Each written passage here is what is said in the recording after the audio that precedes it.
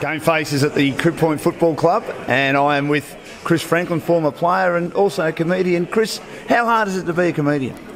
Oh, some say it's the hardest job in the world, Dan, but I'd look at it a different way. I can work 4 hours a week and drink and smoke at work, so it's the easiest job I've done for a while.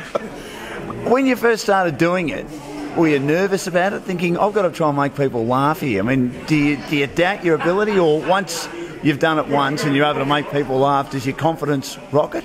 The first time you get a laugh, it really sort of helps you a lot. But the first time I did it, I didn't even know I was going to be on stage. Another bloke had said, jump up on stage. I had nothing prepared, and so I didn't have time to be nervous, basically. And my maiden 5 minutes, I think I recited 17 minutes of old Col Elliott jokes. So, yeah, I had a good time. And then they pointed out I was meant to write them myself. So, yeah, but I had the bug by then and got into it. Well, I mean, Col Elliott's a pretty funny man, isn't he? I mean, basic humour, but it does work.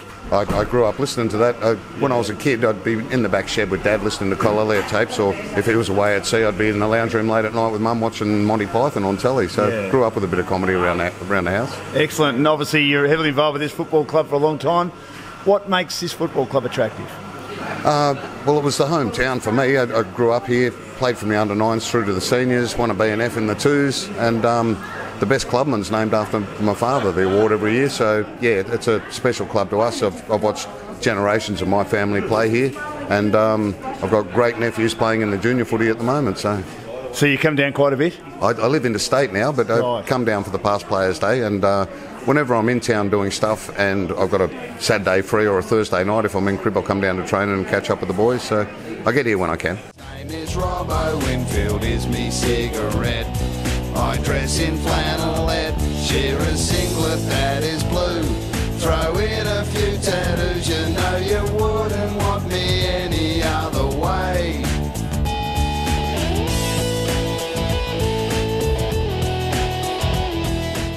Now, I believe there's a song that you've written. I vaguely know it, but I don't know it as well as I probably should. Tell us about that.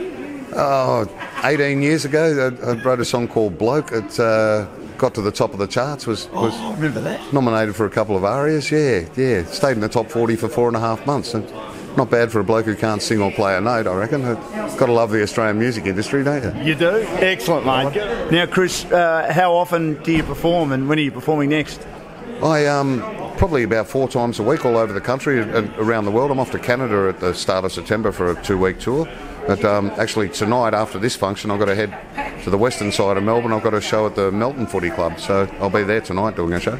Good on you, Chris. I really appreciate you chatting to us. Good luck with all your comedy, and thanks for joining us down at Crib Point. Good on you, Dan, and get your game face on.